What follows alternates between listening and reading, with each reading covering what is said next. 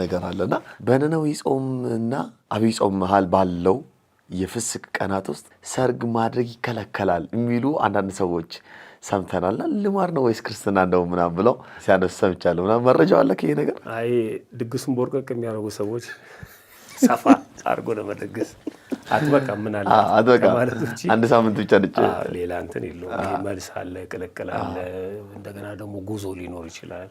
ስለዚህ አትበቃም ነው እንጂ ሰርግ ማድረግ አይከለከልም። የመጨረሻዋን የአብይ ጾም የመጨረሻዋን እሑድ በገጠሩ እንደውም ጥንባንሳ እሑድ በጣም የሚገርም ነውና ይሄ የወዳደቀ ምናምን የሚነሳበት በቃ ጠቅላላና ለክርስቲያኖቹ በቃ የመጨረሻው ዝግጅት ማለት ነው። እንደውም ዘወረደ ገባ እኮ አይደል? ቅዱስ ያሬድ የዜማ ስልት በቃ የአብይ ጾም ሰንበት ገብቷል። በተረፈ ግን ትልልቅ ድግሶች ምናምኖች የሚጠናቀቁት ከዛ በፊት ባለው እሁድ ነው የሚሆነው ማለት ነው። ስለዚህ እሁድ ሰርግ አድርገህ አይ ወደዛ ደግሞ መልስ ቅልቅል ምናምን የሚለው አይበቃም። ከዛ አንጻር በራሳቸው ይሄ ያጣ ለማኝ ተሳትፎ ይሄዳል እንደሚባለው እንደውም ሰርግ አይደረግም ምናምን ሊሉ ይችላሉ እንጂ አባቶች ሊከለክሉ ይችላሉ። በቃ መዘጋጃ ነው ብለው ማለት ነው እንጂ ይሄ ቅልብጭ ያለ ሰርግ ለምሳሌ በስርዓተ ተክሊል ይፈጽማሉ። እዛው ጠዋት ላይ ቁርስ ይመገባሉ። ከዛ በኋላ እንደውም በተለምዶ ይሄ ጫጉላ የምንለውን ወደ ሱባኤው ቢገቡበት በጣም የተለየ ነው። ሰርጉ ይባረካል እንጂ ሌላ ችግር የለውም። አብይ ጾም የሚገባው በዚህ በ2018 ዓመተ ምህረት የካቲት 9 ነው። ስለዚህ ከወዲሁ እኛም እንኳን አደረሳችሁ ለማለት እንወዳለን። ጾሙን የበረከት ያድርግልን።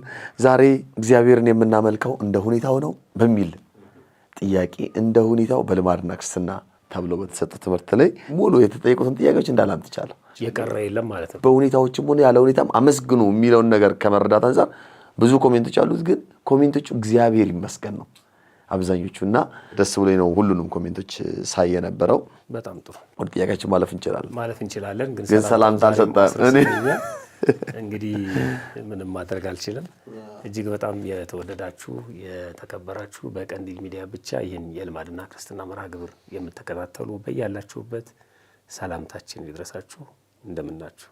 እግዚአብሔር ይመስገን ብለናል። እኛም እንግዲህ ያው ወደ ጥያቄያችን ስናልፍ የመጀመሪያ ጥያቄያችን እግዚአብሔር ይስጥልኝ፣ በእናንተ ምክንያት ብዙ እርምጃዎች ወደፊት ተጓዝኩ። በጣም አመሰግናለሁ። ጥያቄ ያለኝ አንድ ሰው ነበር። በእንጀራ ምክንያት ከሃይማኖት የማትመስለው ጋር ህይወቱን ጀመረ። ከሀገር ውጭ ሄዶ አብረውም ኖሩ፣ ልጆችም ወለዱ። ገንዘቡም ሆነ ሆዱ ሞላ ወይም ጠገበ። ግን በቀንዲል ፖድካስት መንፈሳዊ ትምህርቶችን ተማረ፣ አወቀም። በክርስትና መንገድ መራመድ አልቻለም። የወሰደችው ባለቤቱ የእሷን ሃይማኖት እንዲቀበል አስገደደችው። ልጁ ግን እንደምንም መኖሩን ቀጠለ። አሁን ጥያቄ የሆነው ባለቤቱንና ልጆቹን ጥሎ ለመሄድ ሲፈልግ እግዚአብሔር ምን ይላል? ባለውለታ አትርሳ፣ ልጆችህም አሳድግ ይላል። ተስማምቶ እንዳይኖር ደግሞ ከክርስትና ውጪ ሞት ነው ብሏል። ልጅቷም የኔን ሃይማኖት ግዴታ መቀበል አለብህ፣ ካልሆነ ሞት ይሻላል ብላለች። ስለዚህ ይህ ሰው የትኛውን ይምረጥ? እባክዎ ይመልሱልኝ ብለዋል። የኒቆዲሞስ ጥያቄ ነች። ኒቆዲሞስ ጌታን ሰው ከሸመገለ ካረጀ በኋላ ተመልሶ ወደ እናቱ ማህፀን ገብቶ መወለድ ይችላልን ብሎ ጠየቀ። እና የሌላ ሰው አስመስሎ ግን የራሱን ነው ሸምግያለሁ፣ እንዴት ድጋሚ ተመልሼ መወለድ ይችላልኝ ብሎ አርቆ ጠየቀ። እና እኔ ምናልባት ይሄም አርቆ የጠየቀ ጥያቄያችን ሊሆን ይችላል ብዬ ገምታለሁኝ። እና አንድ ሰው ነበር ብሎ እንደንቆቅልሽ የራሱን ሕይወት ነግሮን ሊሆን ይችላል። እና እኔ ትንሽ ቀልድ ነገርም ይታይበታል። ጥያቄው በጣም ሲሪየስ መሆን አለበት። ማለት ገንዘብ ተገኘ፣ ሆዱ ሞላ። ከዛ በኋላ በቀንዲል ሚዲያ ያለውን መርሃ ግብር ሰማና በቃ መለየት ፈለገ ነው። ይሄ በጣም ብዙ ስቴፕ ተኪዷል፣ ብዙ ተተኝቷል። ምክንያቱም መጀመሪያ መታወቅ አለ። ከዛ በኋላ ወደ ውጭ ሄዷል አብረው፣ ከዛ ተጋብተዋል፣ ከዛ ወልደዋል፣ ከዛ ኖረዋል። አይ በጣም ትልቅ ነው ይሄ። ልክ እንደ ባህር ዛፍ በጣም ስሩን የሰደደ ህይወት ነው። ስለዚህ በአንድ ጊዜ ንቅል ብለው ውጣ ማለት በጣም ነው የሚከብደው።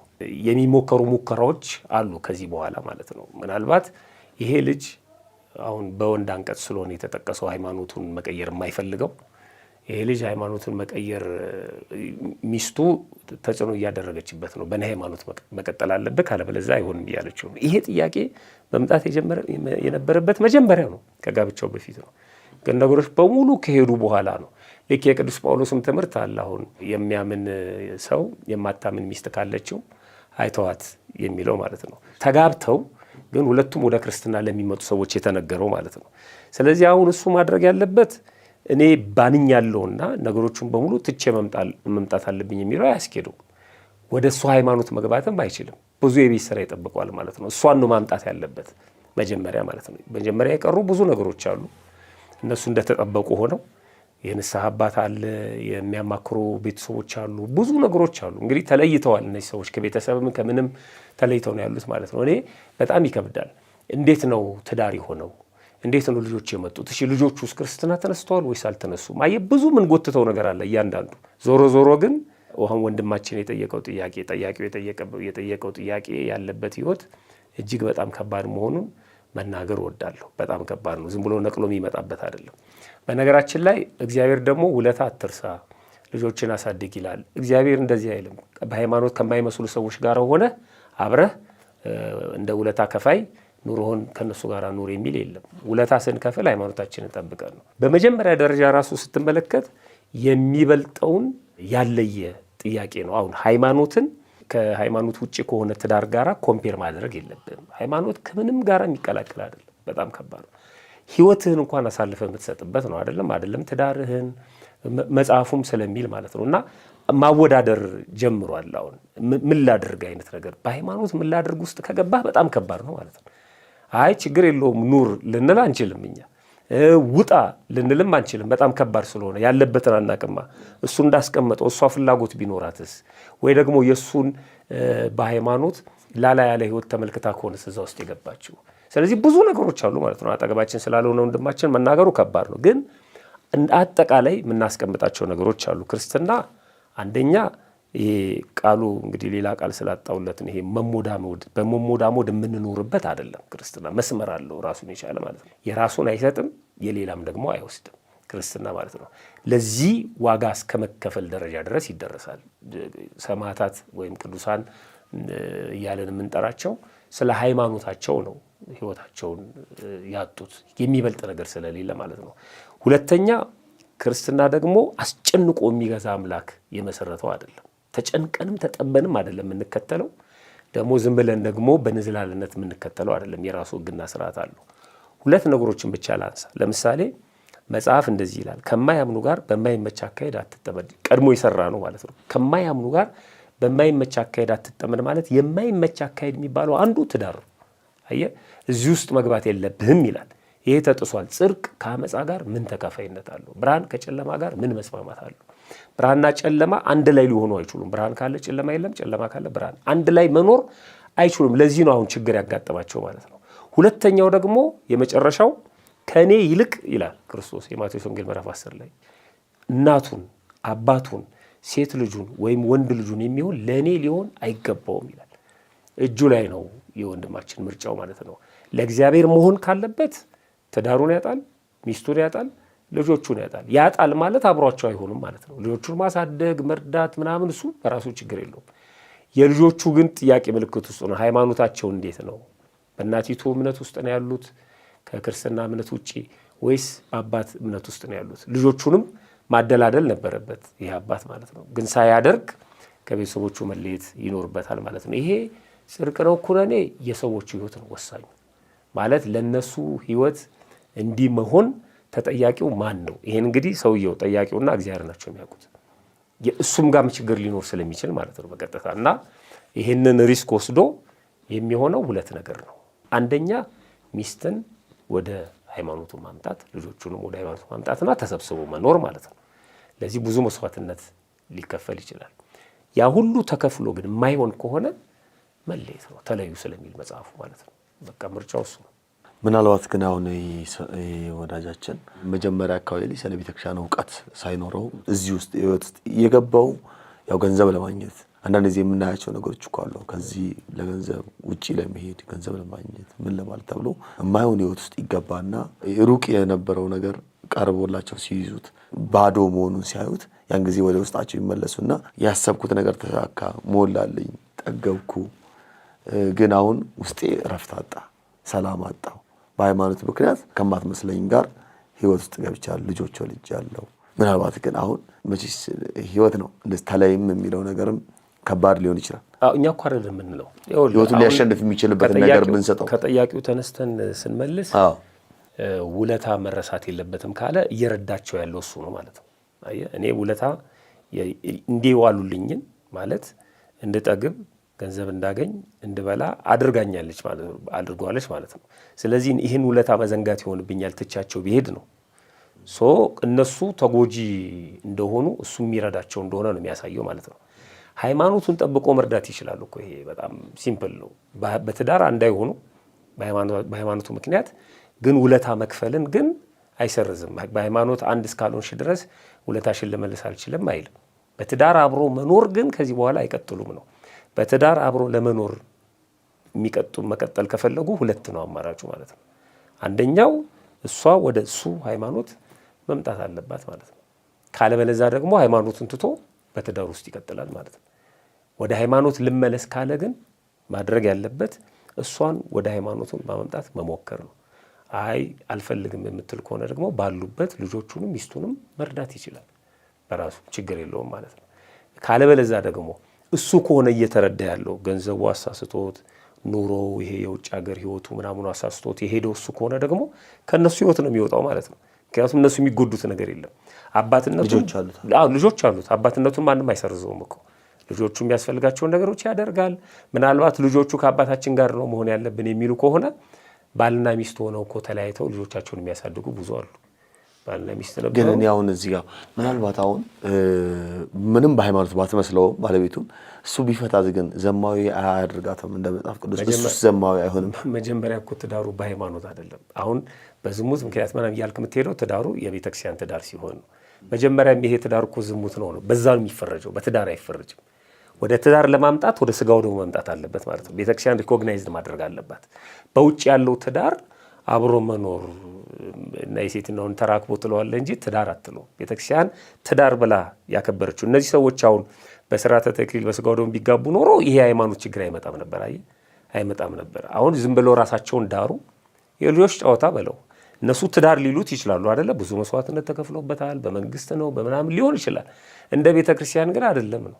ማምጣት አለብህ ወደ ቤተክርስቲያን ትዳሩን ማለት ነው። ስለዚህ ያለው አማራጭ ይሄ ነው። አሁንም ቢሆን በቀጥታ ይህን ትምህርት እንደሰማ ተለይ አይደለም። የኛ ትምህርት መለየት የመጨረሻው ደረጃ ነው። እሷን ማምጣት ነው ትልቁ ነገር ማለት ነው። አሁን ደግሞ መስራት ያለበት እሱ ብቻውን ከሚድን አይደል ልጆቹንም ሚስቱንም እንዴት ነው ማዳን ያለብኝ የሚለውን ነገር መስራት አለበት ማለት ነው። ከአቅሙ በላይ ሲሆን ግን ራስን ነው የምታድነው መጨረሻ ላይ ልጆችን በማትጎዳበት መልኩ ሌላውንም በማትጎዳበት መልኩ ራስን ማዳን ነው የመጨረሻ ውሳኔ የሚሆነው እሱ ነው። ሁለተኛ ጥያቄያችን ሰላም መምህሮቼ፣ ጥያቄ ነበረኝ።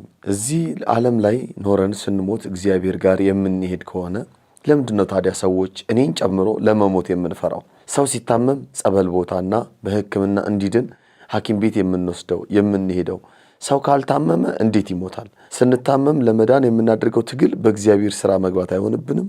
አመሰግናለሁ ብለዋል። ይሄ ከሆነ እግዚአብሔር አልዓዛርን ከ4 ቀን በኋላ አስነስቶታል አይደል? ስለዚህ ወደ እኔ አትምጣብኝ እያለው ነው ማለት ነው። የጥያቄያችን ትርጓሜ ሁሉም የሚሞት ሰው ወደ እግዚአብሔር ነው የሚሄደው የሚል ነው። ሮንግ ነው እሱ። ሁሉም የሚሞት ሰው ወደ እግዚአብሔር አይሄድም። የእግዚአብሔርን ሕግና ስርዓት የጠበቀ ብቻ ነው፣ ተዘጋጅቶ የኖረ ብቻ ነው። ሰው ሞትን የሚፈራው ለምንድን ነው ሲባል ዝግጅቱ ስለሌለው ነው። ወደ እግዚአብሔር ነው የሚሄደው ወይስ ወደ የሚል ነገር ውስጥ ዳይላማ ውስጥ ስለገባ ነው። ወደ እግዚአብሔር ቤት የሚሄድ ሰውማ አይፈራም። አንተ ድግስ ተጠርተህ ስትሄድ ከመቼው ነው መድረስ ያለብኝ እያለ እየጓጓ ትሄዳለህ እንጂ ጠዋት ወጥተህ ወዴት እንደምትሄድ ሳታውቅ ዝም ብለህ መሄድ አትችልም። ትፈራለህ አይደል? የምትሄድበትን ቦታ ካወቅክ ግን ታክሲም ይዘህ ቢሆን መኪናም እየነዳ ወይም በእግርም እዛ ቦታ ነው የምትሄደው። ዓላማ ስለሌለው ነው ሰው የሚፈራው ማለት ነው። አየህ፣ መኖር ይመኛል ይፈልጋል በዚህ ምድር ላይ። እግዚአብሔርም ደግሞ ግዛ፣ ንዳ፣ ብላ፣ ጠጣ ብሎታል። በአግባቡ ይኖራል በዚህ ዓለም ላይ እና በነገራችን ላይ የሁሉም ጀነራላይዝድ ማድረግ የለብንም። ሁሉም ሰው ሞትን ይፈራል ማለት አይደለም። እኔ እፈራለሁ፣ ትክክል ነው የጠያቂያችን ማለት ነው። አንዳንድ ሰዎች ሞትን ይፈራሉ።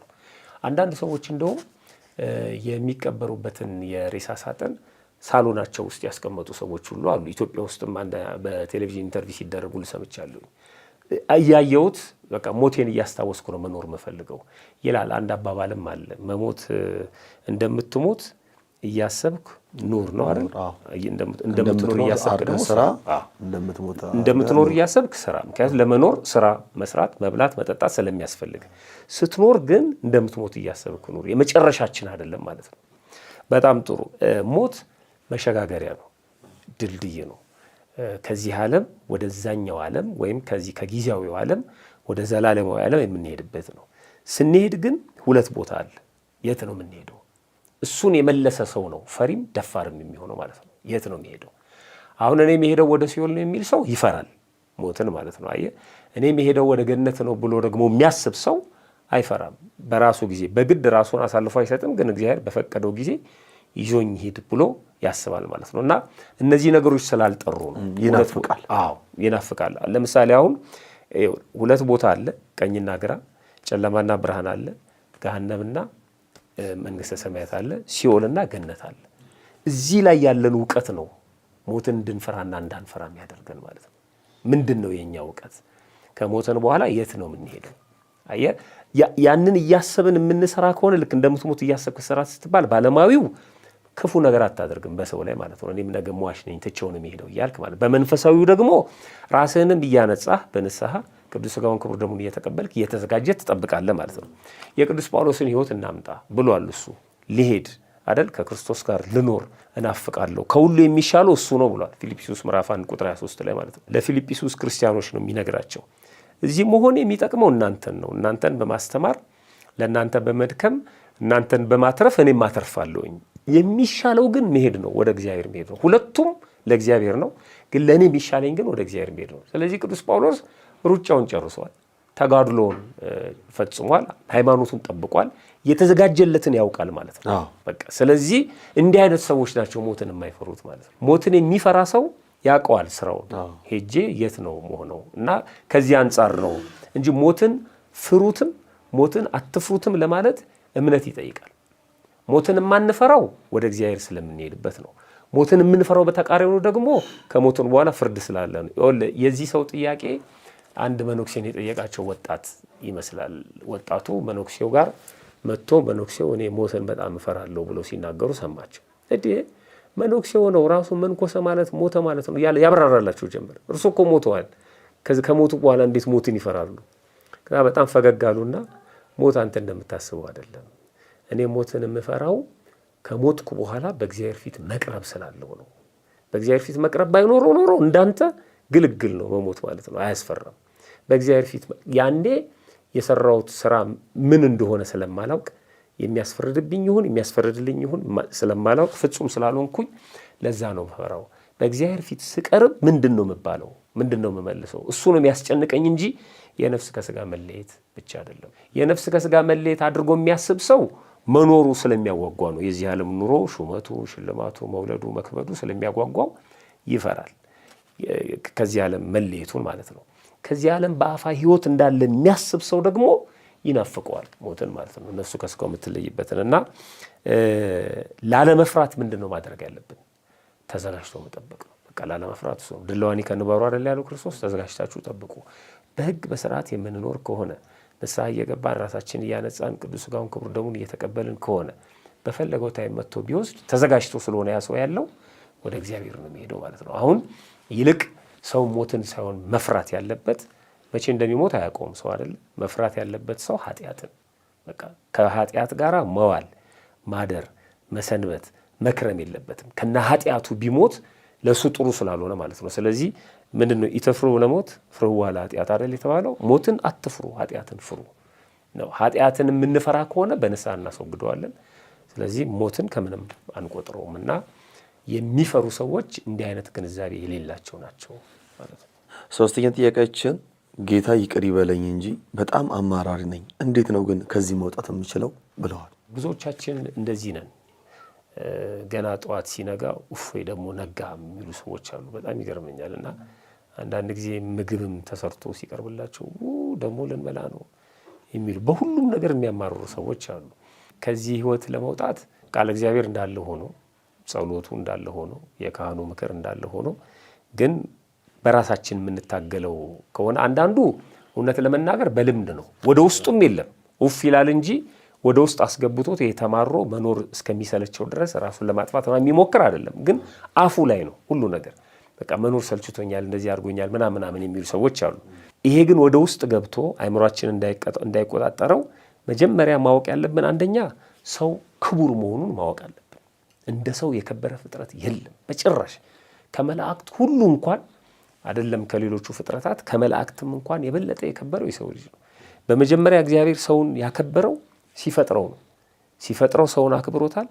ሲፈልገው ከበደለ በኋላ ሰውን አክብሮታል። እንደገና ደግሞ ሲያድነው ሰውን አክብሮታል። የማዳኑ ጥበብ እዛው ሆኖ ምንም ድምፅ ሳያወጣ ድምፅም አውጥቶ ከፈለገ አዳምን ከበደለበት ወይም ከወደቀበት ማንሳት ይችላል። ግን ተመልከት እስኪ 9 ወር ከ5 ቀን በማህፀን ውስጥ አድሮ የእኛን ስጋ ለብሶ 33 ዓመት በምድር ላይ ተመላልሶ ያዳነበት መንገድ በራሱ በጣም የሚገርም ነው። ስለዚህ ለሰው የተደረገ ለማንም አልተደረገም። እንደ ሰው ክቡር የለም። ይሄን ማሰብ ሲጠብቀው ካዳነው በኋላ እንዴት ሲጠብቀው እንደገና ደግሞ ወደ ቀደመ ክብሩ ሲመልሰው ይሄ ሁሉ የተከፈለለት ነው የሰው ልጅ። ልክ ይሄን ስታስብ አሁን አንተ የምትገዛቸው ንብረቶች ወይም የያስካቸው ወይም ደግሞ በገንዘብም በቁጥር አነስተኛ ገንዘብና ብዙ ገንዘብ ሲሆን ጥበቃ እንክብካቤ ሁሉ ይለያል አይደለም። እንደ ተራ ነገር የምታየው ነገር አለ። በጣም ደግሞ ይሄ ቆልፈ ራሱ ቁልፉን ሌላ ቁልፍ ውስጥ የምታስቀምጥበት ደግሞ ንብረት አለ። ሰው ከዛ ሁሉ በላይ ነው።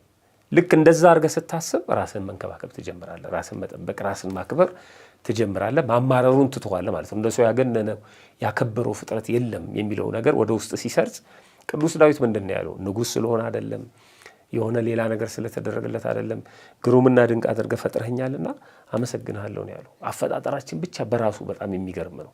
እሱን ማሰብ። ሁለተኛ ከሌለን ይልቅ ያለንን ነገር ማስታወስ። ለምሳሌ የሌለን ጫማ ሊሆን ይችላል፣ ግን እግር አለን። አየህ፣ ያለን ነገር በጣም ይበዛል። የሌለን በጣም ኢምንት ነው። ምናልባት የሌለን ቪዛ ላይሆን ይችላል፣ ግን ያለነው በሀገራችን ነው። አየህ፣ በስደት አይደለም፣ በሀገራችን በነፃነት ነው ያለነው። የሌለን ነገር የሚበላ የሚጠጣ ሊሆን ይችላል፣ ያለን ግን ጤና ነው። ያገኘነውን መብላት እንችላለን። ቢኖርም ሰዎች የሚበላላችሁ ብለው ዝም ብለው የተሰጣቸውን የማይበሉ ሰዎች እኮ አሉ አይደል? ጨው የሌለው፣ ሽንኩርት የሌለው፣ ዘይት ያልገባበት፣ ያልተቁላላ ምናምን የሚሉ ሰዎች አሉ። ምግቡ እንኳን ተገኝቶ የማይመገቡ ማለት ነው። ስለዚህ ከሌለን ይልቅ ያለን ነገር እንደሚበልጥ ማሰብ መቻል አለብን። ሰው ነን፣ ሰው አድርጎ ፈጥሮናል። ሌሎች ሰዎች አሉ፣ እኛ ደግሞ በተለየ ክርስቲያኖች ነን። አየህ፣ ሌሎች ደግሞ ክርስቲያኖች አሉ፣ የቤተ መቅደስ የማይገኝበት፣ ካህን የማይገኝበት፣ የእግዚአብሔር ቃል የማይገኝበት የሚኖሩ ክርስቲያኖች አሉ። እኛ ደግሞ የእግዚአብሔር ቃል የሚነገርበት፣ ካህናት ያሉበት፣ ምንዘምርበት፣ የእግዚአብሔር ቃል የማይነገርበት ቦታ እንኳን ብንሆን በክርስቲያንነታችን መጽናናት አለብን። አንድ ቀን የእግዚአብሔር ቃል በሚነገርበት ቦታ ላይ ስለምንገኝ ማለት ነው። መሽቶ እየነጋ ነው፣ እየኖርን ነው። እና ሁለተኛው ከማማረር ለመውጣት ከሌሉን ነገሮች ይልቅ ያሉን ነገሮች ላይ ትኩረት ማድረግ። እሱን ስናደርግ አናማረርም ማለት ነው። ሶስተኛው ከማማረር ለማውጣት አማረን ያገኘው ነገር ምንድን ነው? ሂሳብ እንስራ። እሺ፣ በየጊዜው እናማረራለን አይደል? ምን ተጨመረልን? የውስጥ አካላችንን ከመጉዳት ውጪ፣ ከእግዚአብሔር ከመለየት ውጪ እና ይኸው አማራሪ ነኝ እኔ መቼ ነው ከዚህ መውጣው ብሎ ማሰብ ራሱ የመጣው እኮ ከማማረር የተነሳ ነው ማለት ነው። እና አማረን ያገኘነው ነገር ምን አለ? አትጨነቁ አለና ክርስቶስ። እሺ ተጨነቁ ልፍቀድላችሁ፣ ከእናንተ ተጨንቁ አለ። አንዲት የፀጉሩን ቀለም ነጩን ወደ ጥቁር፣ ጥቁሩን ወደ ነጭ መቀየር የሚችል ማን ነው? በቁመቱ ላይ አንድ ስንዝር መጨመር የሚችል ማን ነው አለ። ተጨንቃችሁ ይህን ማድረግ ካልቻላችሁ ለምን ትጨነቃላችሁ ነው። ተማረን ምን ጨምረው ነገር አለ ወይ ነው? ምንም የለም። ኢቭን ሰውን እንኳን ስንለምን ትሰጠኝ እንደሆን ስጠኝ ብለን ሊሰጠን አይችልም። ስናማረር እያጣን ነው የምንሄደው። ማህበራዊ ህይወታችን ችግር ውስጥ ይገባል። ክርስትናችን ችግር ውስጥ ይገባል። ሶስተኛው ይሄ ነው። አራተኛው እያማረረን በሄድን ቁጥር የምናጣው ነገር እንዳለ ማሰብ አለብን። አንድ ታሪክ ረጅም ጊዜ ሆኖታል እንጂ ከሰማሁት ምጥን ቅመም ላይም ጽፌዋለሁ፣ እርግጠኛ ነኝ። አንዲት ልጃገረድ ሴት ሁልጊዜ እንዲሁ ዝም ብሎ ደርሶ ታማረራለች እና በእግዚአብሔር ላይ ነው የምታማረረው። ትምህርቷን ጨረሰች፣ ስራ የላትም። እንደገና ደግሞ ትዳር አልያዝኩም ትላለች። ስታማረር የሚመክሯት አንድ ካህን እንዴ ስንት የባሰ ነገር እኮ አለ እና የባሰ አታምጣን የሚባለው እንጂ ማማረሩ አይጠቅምም። ከዚህ በላይ ምን ይመጣል? ትምህርቴን ጨረስኩኝ፣ ስራ የለኝም፣ እንደገና ወይ ትዳር አልያዝኩ፣ ቤተሰቦቼ ላይ ሆኜ ምናምን ትላለች። አይ ግድ የለም ልጄ የባሰ አታምጣን የሚባለው ሲሏት አልሰማለች እና አንድ ቀን ተደፈረች ማለት ነው። ድንግልናዋን አጣች። ያለቀሰች መጣች። ይኸው እርሶ የባሰ አታምጣ ይላሉ። ይኸው እንዲህ አይነት ነገር ደግሞ መጣብኝ አለቻቸው። እኔ ነግሬሻለሁኝ የባሰ አታምጣ ነው። አሁንም ከዚህ የባሰ ሊኖር ይችላል። አጽናኗት። ያው ተደፍራለች፣ ድንግልናዋን አጣለች። እንግዲህ በስርዓተ ተክሊል በቁርባን አገባለሁ ብላ ስታስብ የነበረች ሴት ለምን አላገባውም ብላ ስትማረር የነበረች ሴት እንዲህ አይነት ነገር ደረሰባት። በጣም አዝነው አጽናንተው ያው እየተማረረችም ቢሆን ላኳት ማለት ነው። ግን አልተመለሰችም። ከዚህ በላይ ምን ይመጣል ምናምን እያለች መጨረሻ ላይ ጸነሰች። ያ ባይሆን ጥሩ ነበር፣ ግን ሆነ። አሁን ደግሞ የመጨረሻ መረራት ማለት ነው። ምንድን ነው ማድረገው? አባቱ የማይታወቅ ተደፍሬ እንዴት እንደገና ደግሞ የልጅ እናት ሆናለሁ? ያለ ትዳር ያለ ስራ ቤተሰቦቼ ላይ ምናምን አለች። እግዚአብሔር መንገድ አለው።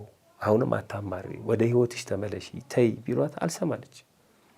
ወለደች። ስትወልድ ግን የተወለደው ህፃን አንገቱ መንታ የሆነ አካሉ ሌላው አካሉ ግን አንድ የሆነ ህፃን ተወለደ። መጣቸውን እያለቀሰች እኛ አባት ጋር ማለት ነው። ይኸው እንደዚህ ሆነ፣ እግዚአብሔር እንደዚህ ያደረገኝ። ምንም ማድረግ አልቻሉም።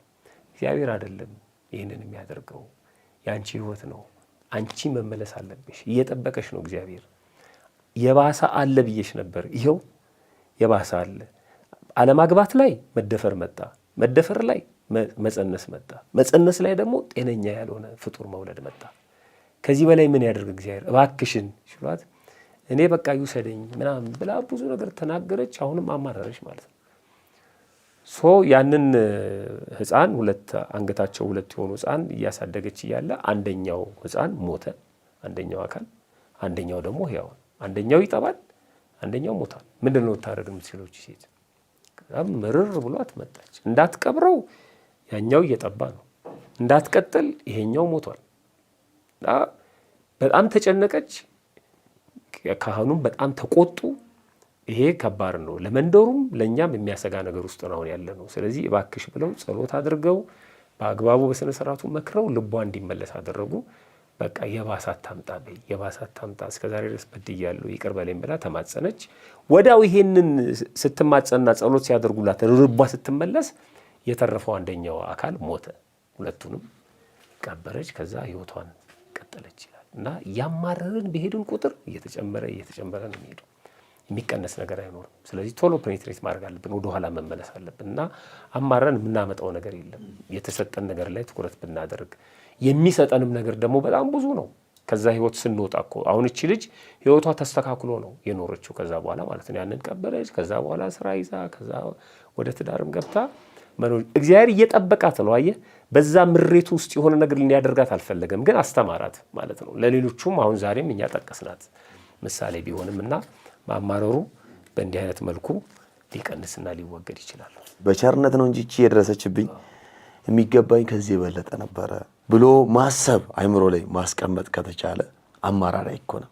ተመስገን ትላለህ። እኛ እኮ በከመ ምሕረትከ ወአኮ በከመ አበሳነ እንደሌለ በቃ እንደ ቸርነት እንጂ እንደ በደላችን አትክፈለን ነው። ሁልጊዜም ከአማራርነት ለመውጣት አንዱ በእርሱ ቸርነት ነው የምንቀሳቀሰው ብሎ ማሰብ በጣም መልካም ነው። ሌላው ደግሞ ከነሳ አባትም ጋር እንዲሁ መመካከር። አባታችን እንቺ ነገሮች በጣም የተደጋገመችብኝ ነውና እኔም ወደ ምሬት እየገባሁኝ ነው፣ እባክዎ እስቲ ጸልዩልኝ። የአባቶች ጸሎት ቀላል አይደለም፣ ያግዛል። እንኳን የአባቶች ጸሎት በህብረት ስንጸልይ እንኳን እንሌለ እንዴ ነነዌን ከጥፋት ያዳነው እኮ የህብረት ጸሎታቸው ነው፣ የህብረት ጾማቸው፣ የህብረት ለቅሶች። እንኳን ሰው እንስሳቱ ሳይቀር እንግዲህ እንስሳት ሲረበው ይጮሃል አይደል፣ ያለቅሳል። ህፃናት ከጡት ተከልክለው ሲያለቅሱ፣ ህዝቡ ሲያለቅስ ማቅ ለብሶ ሲጮህ እንዴት ያ ድምፅ ያ ጩኸት የእግዚአብሔርን ልብ አያራራም? በመካከልስ ነው ልቡ መልካም የሆነ እግዚአብሔር ማስጠንቀቂያ ሊልክበት የቻለበትም እኮ ሰዎች ይኖርታል። ቅዱስ ዮሐንስ አፈወርቅ ላይ እኮ እግዚአብሔር ሊፈርድ ሲፈልግ ቀጥታ ይፈርድብሃል፣ ሊምር ሲፈልግ ግን ማስጠንቀቂያ ይልካል ይላል። ሰው ዮናስ የተላከው ማስጠንቀቂያም ነው እና ከዛ አንጻር አማራሪ መሆኑ ከኛ ከተደረገልን ነገር እንዳነሳው ከተደረገልን አንጻር ሳናስበው ሁለቱን ህፃናት እናስታውሳቸው። ይሄ በባህላችን የሚባለው እናቱ ገበያ ሄደችበት ህፃንና እናቱ የሞተችበት ሁለቱም ህፃናት ናቸው። ሁለቱም አጠገብ እናት የለችም፣ ግን ሁለቱም ያለቅሳሉ።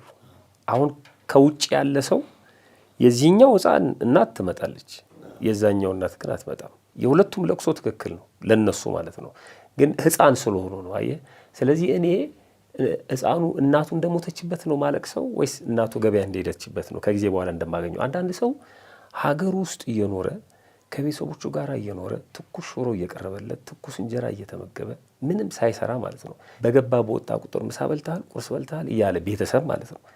ግን በጣም የሚያማርር ሰው አለ። መቼ ነው የሚያልፍልኝ? ከዚህ ሀገር በባሌም ብዬ መውጣት አለብኝ ይላል። ሁሌ ያማርራል። እነዚህ የተደረጉለት ነገሮች ከምንም አይቆጥራቸውም ማለት ነው። እና ያሉን ነገሮችን እናስታውስ ነው። እኔ በቃ ያሉን ነገሮች አሁን ህፃኑ ይሄ ህፃን የኔ እናት እኮ ትመጣለች ገበያ ሄደችው የሚለውን ቢያስብ ኖሮ አያለቅስም ነበር። አይ እሱ ነው በቃ ዝም ብሎ የሚያማርረን የሚያስለቅሰን እሱ ነው።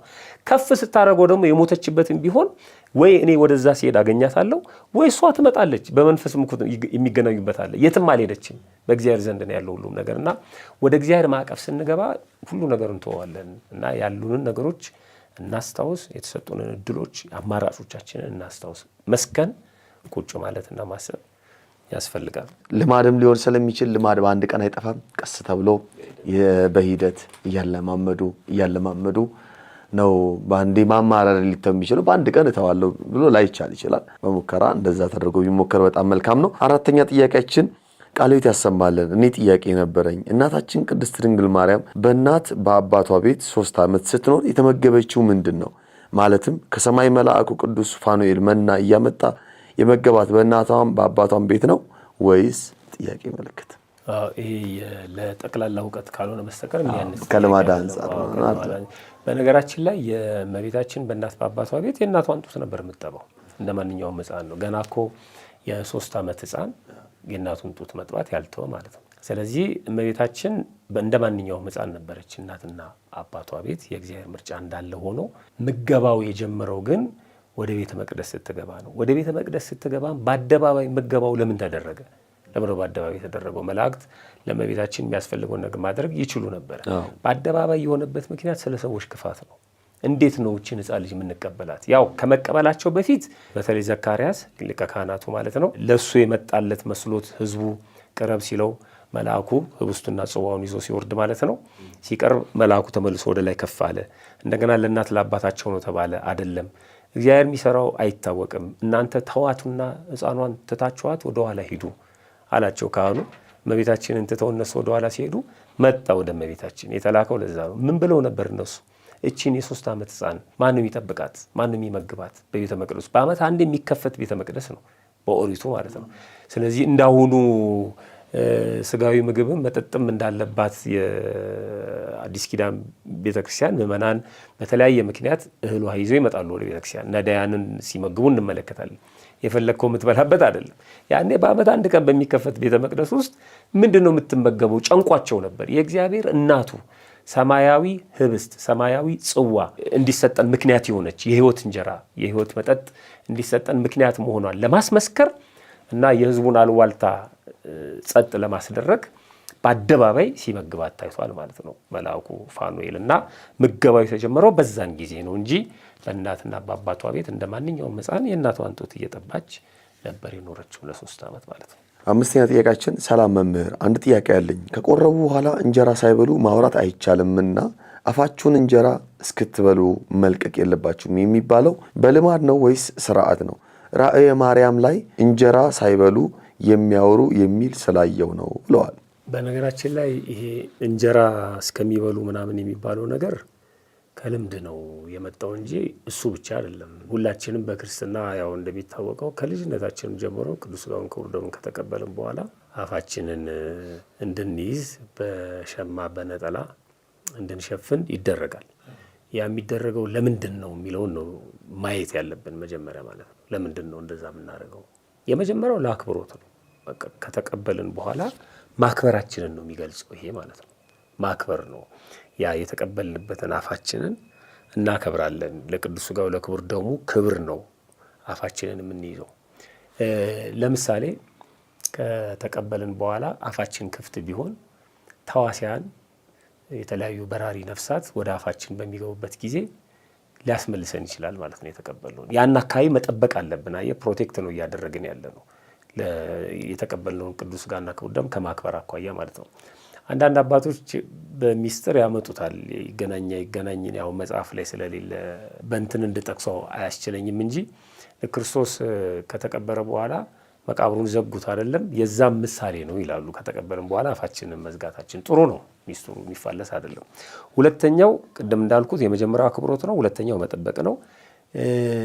ጥበቃ ውስጥ አንደኛ ተዋሲያን ወደ አፋችን እንዳይገቡ ነው። ያን ጊዜ ማስመለስ ምናምን እንዳይኖር ማለት ነው። ሁለተኛ እንዳናወራ ነው አፋችንን የምንይዘው ማለት ነው። አሁን ሰው ተገለባብጦበታል።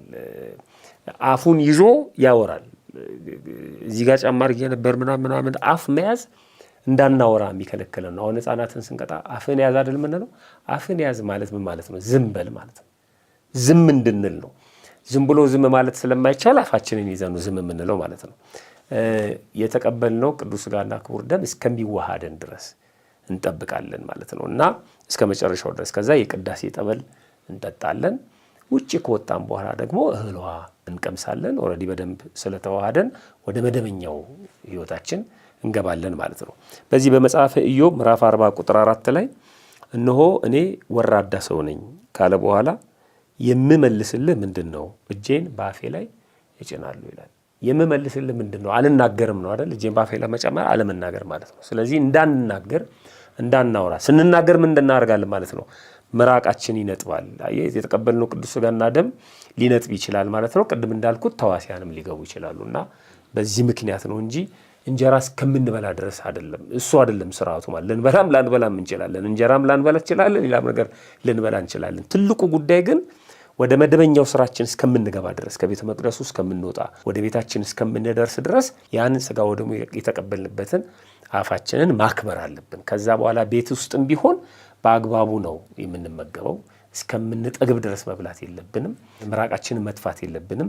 እነዚህ ከመጥፋት ጋር የተገናኙ ምግቦችን መብላት የለብንም። ለምሳሌ ሸንኮራ ሊሆን ይችላል፣ አኝ ከምንተፋቸው ብርቱካን ሊሆን ይችላል። አኝ ከምንተፋቸው ምግቦች አንመገብም እስከዛ ድረስ ማለት ነው። በስነ ስርዓቱ ተመግበን ራሳችን መጠበቅ አለብንና ከዛ አንጻር ነው እስክንበላ ብቻ የሚለው ያቀለዋል። እንጀራ እስክንቀምስ የሚለው ለሥጋው ደግሞ ክብርና እንዳናወራ ነው ይሄን የምናደርገው ማለት ነው። ብዙ ጊዜ ቅዱሳን መጻሕፍት እንደነዚህ አይነት ጉዳዮችን አጠንክረው የሚጽፉት ለቅዱስ ቁርባኑ ለሥጋው ደግሞ ትልቅ ጥንቃቄ እንዲኖረን ከማድረግ አንጻር ነውና የተጠቀሰው።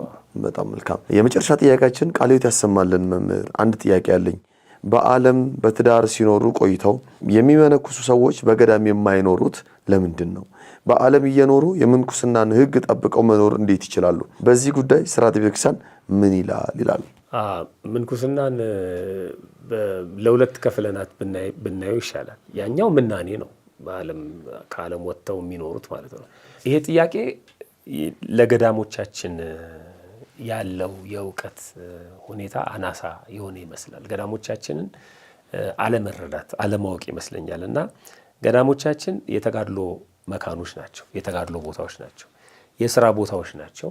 ለሌላው የምንኖርባቸው የሌላውን ነፍስ የምናተርፍባቸው ናቸው እንጂ ወደዛ ገዳም ከጃጀን በኋላ ከደከምን በኋላ ነገሮችን በሙሉ ከተውን በኋላ የምንሄድበት አይደለም። ጥያቄያችን አሁን የመነኮሰ በሙሉ ገዳም መሄድ አለበት የሚለው ውስጥ ነው ያለው። የመነኮሰ ሁሉ ገዳም መሄድ የለበትም። መንኩሶ በዓለም ውስጥ ዓለሙን ገዳም አድርጎ መኖር ይቻላል። እኛ እንደውም ክርስቲያኖች ስንመሰል እኮ በበግ የተመሰል ነው። ለዚህ ነው ኃጥአን በፍየል ጻድቃን ደግሞ በበግ የተመሰልንበት አንዱ ምክንያት በግ በሁለቱም የአየር ንብረት ትኖራለች፣ በቆላም በደጋም። ፍየል ግን በቆላ ብቻ ነው የምትኖረው። ስለዚህ አንድ ክርስቲያንም በገዳምም በዓለምም መኖር ይችላል። መንኩሶ በዓለምም መኖር ይችላል፣ መንኩሶ በገዳምም መኖር ይችላል። የመነኮሰ በሙሉ ገዳም ይግባ የሚል ፕሪንሲፕል የላትም ቤተክርስቲያን። ቢኖር ጥሩ ነው፣ ፈተናው ከባድ ስለሆነ ማለት ነው። ግን እንዴ አሁን ለምሳሌ የስንክሳሩን ስናነብ የብዙ የመነኮሳትን ገድል ስናነብ ከተማ መጥተው አይደለም እንደ ሚስጥር ሲነግሩን የነበረው ሲያስተምሩን የነበረው አይደለም። መጥተው ስራቸውን ሰርተው ግን ሄደዋል። ከተማ በጭራሽ ለመነኮሳት አይመችም አይደለም። ከተማውን ገዳም የሚያደርጉ አባቶችም ስላሉ ማለት ነው። ሰው ያለበት ቦታ ሁሉ መኖር ይችላሉ። ይሄኛው ምንኩስና ግን አሁን የኢትዮጵያውያኑ በትዳር ተወሰኑ ይኖሩና የትዳር አጋራቸው በሞት ሲያጡ ቀሪው ህይወታቸውን ሌላ አግብቼ አልኖርም ሲሉ ከነ ብርቱ ሰውነታቸው እያሉ ማለት ነው። ሌላ አግብቼ አልኖርም ከእግዚአብሔር ጋር ነው የምኖረው። ደግሞ ዝም ብሎ ሲኖሩ ደግሞ ጥያቄም ሊመጣ ይችላል። የጋብቻም የምንም ያ እንዲቆርጥ ወደ ምንኩስናው ይሄዱና መንኩሰው ይኖራሉ ማለት ነው። መንኩሰው መኖር ማለት ከዚህ በኋላ አላገባም፣ ለባሌ ያሉን ዓለም ለኔም አይሆነኝም፣ ከእግዚአብሔር ጋር ብቻ መኖር እፈልጋለሁ ብለው ራሳቸውን ለእግዚአብሔር አሳልፈው ሰጥተው ይኖራሉ ማለት ነው። ስለዚህ እነዚህ ገዳም ሄዶ መኖር አይጠበቅባቸውም። ባሉበት ቦታ ግን ራሳቸውን ለእግዚአብሔር ጃንደረባ አድርገው አስገዝተው ይኖራሉ ማለት ነው። በአብዛኛው ግን እኛ የምናደርገው አሁን ከጃጁ በጣም ከደከሙ ካረጁ በኋላ ነው የሥርዓተ ምንኩስና የሚፈጸምላቸው በአብዛኛው ማለት ነው። እነዚህ ሰዎች አሁን ዓለም ራሷ ከተወችን በኋላ ዓለምን ትቻለሁ ማለት አይቻልም። ዓለም ሳትተወን ነው ዓለምን መተው ያለብን እና ፋላሲ አለ። የከደከምን በኋላ ወደ ምንኩስናው የሚሄድ ስርዓት ከቅርብ ጊዜ በኋላ የመጣ ነው። እንደሱ አይደለም። ባይሆን ይመረጣል። ግን ከደከሙ በኋላም ደግሞ መንኩሰው ቅዱስ ሥጋውን ክቡር ደሙን እየተቀበሉ ቤት እየጸለዩ ዳዊት እየደገሙ የሚኖሩትን የግድ ወደ ገዳም ሂዱ ማለት አንችልም። እነዚህ ሰዎች እዚሁም የገዳም ስርዓትን እየኖሩ ስለሆነ ማለት ነው በአግባቡና ያንን ካለመረዳት የተነሳ ነው። ምናኔ ማለት በነገራችን ላይ መተው ማለት ነው። ገዳም በረሃ ነው፣ ምንም የሌለበት ማለት ነው። ስለዚህ የመነነ ሰው ዓለምን የተወ ሰው ሄዶ የሚጋደልበት ማለት ነው። ይሄኛው ምንኩስና ግን ምናኔ አይደለም። አልተውም፣ ትዳሩን አልተውትም፣ ልጅ ማሳደጉን አልተውትም፣ የዓለምን ኑሮን አልተውትም። ጨረሱ ግን በእድሜ ምክንያት ማለት ነው። ወይም ባልደረባቸው የትዳር አጋራቸው በሞት ተወሰደ። ከዚህ በኋላ አልፈልግም፣ ሌላ ህይወት መኖር አልፈልግም ብለው ወደ ምንኩስናው ሊመጡ ይችላሉ። ከዛ ጋር የሚገናኝ አይደለም። ያኛው ፍጹም የምናኔ ህይወት የሚኖርበት ነው። ይሄኛው ደግሞ በስጋዊ ያለውን ኑሮ ጨርሰን ያለችንን ቀሪ እድሜ ደግሞ ከእግዚአብሔር ጋር እንኖር ብሎ መኖር ነው። ሳይመነኩሱም ቅዱስ ሥጋውን ክቡር ደሙን እየተቀበሉ መኖር ይቻላል። የግድ ስለመነኩሱ ብቻ ጽድቅ የለም እና ይሄን ባናበረታታም ጥሩ ነው። ካረጁ ከጃጁ በኋላ ወደ ምንኩስናው ባናመጣቸው ጥሩ ነው። በጉብዝና ወራት ነው የምንለው። በጉብዝና ወራት ነው የሚለው እና ከዛ አንጻር መታየት አለበት። ለሁለት ከፍለ ነው ብናየው ጥሩ ነው። ያ የምናኔ ህይወት ነው። ይሄኛው ደግሞ ሁሉም ነገር ከጨረሱ በኋላ የሚፈጸም ነው። ስርዓቱ እንደ ቤተክርስቲያናችን የጥያቄ ምልክት ውስጥ ቢገባም በቅዱስ ቁርባን ተወስኖ መኖር እየተቻለ ካረጁ በኋላ ስርዓተ ምንኩስና የሚፈጸምበት መንገድ አይታየኝም። ወደ ምንኩስናው የሚመጡት ቅድም እንደነገርኩ ነው። አንዱ የትዳር አጋር በአረፍተ ዘመን ገፍቶት በሞት በሚወሰድበት ጊዜ ቀሪው አግብቶ መኖር በሚችልበት እድሜ ላይ ግን አላገባም ብሎ ወደ ምንኩስና የሚመጣበት ስርዓት ነው ይሄ እንጂ ዓለም ከናቀችው በኋላ ካፈጀ በኋላ የሚመጣበት ስርዓት አይደለም። እሱ እንደተጠበቀ ሆኖ ያም ቢሆን ግን የግድ ወደ ገዳም ገብተህ በምንኩስና ኑር የሚል ሕግ አይኖርም። እዚሁ ሆኖ መኖር ይችላል። ሁለተኛ ነገር ደግሞ በምድር ሲኖሩ ያፈሯቸው ልጆች እንደተባለው አሁን አንዱ ቢያርፍ ጡረታ ሊኖር ይችላል። እናቶች የምናውቃቸው እማሆይ እየተባሉ ጡረታ ሊቀበሉ ይመጡ ልጆቻቸውን የሚያሳድጉ የልጅ ልጅ የሚያሳድጉ እዛው በከተማ ኖረው ምንኩስናውን መንኩሰዋል። ሥጋው ደሙን ይቀበላሉ፣ ያስቀድሳሉ። ዘወትር ከቤተክርስቲያን አይለዩም። ነገር ግን ልጆችን ያሳድጋሉ፣ ዓለማዊ ኑሯቸውን ይኖራሉ እና ከዛ አንጻር መታየት አለበት። እንግዲህ ለዛሬ የያዝናቸው ጥያቄዎች እነዚህን ይመስላሉ። እንግዲህ በጥሩ ሁኔታ ተመልሰውልናል። እግዚአብሔር ያክብርልን። እናመሰግናለን። የተወዳጁ ተመልካቾቻችን እንግዲህ ስትከታተሉት የነበረውን የእናንተኑ ጥያቄዎች እንደዚሁ አቅርበን ጥሩ ምላሾችን አግኝተናል። ጥያቄዎቻችሁን እንደዚሁ በሚሰጠው ትምህርት ላይ መስጠታችሁን አትርሱ። ሀሳብ አስተያየቶቻችሁ ያበረቱናል። ላልሰሙ ሼር እያደረጋችሁ እንድታካፍሉ መንፈሳዊ ግዴታችሁ እንድትወጡ በትህትና እንጠይቃለን። ስለነበረን ጊዜ ሁሉ የአምላካችን የእግዚአብሔር ስም የተመሰገነ ይሁን። በቀጣይ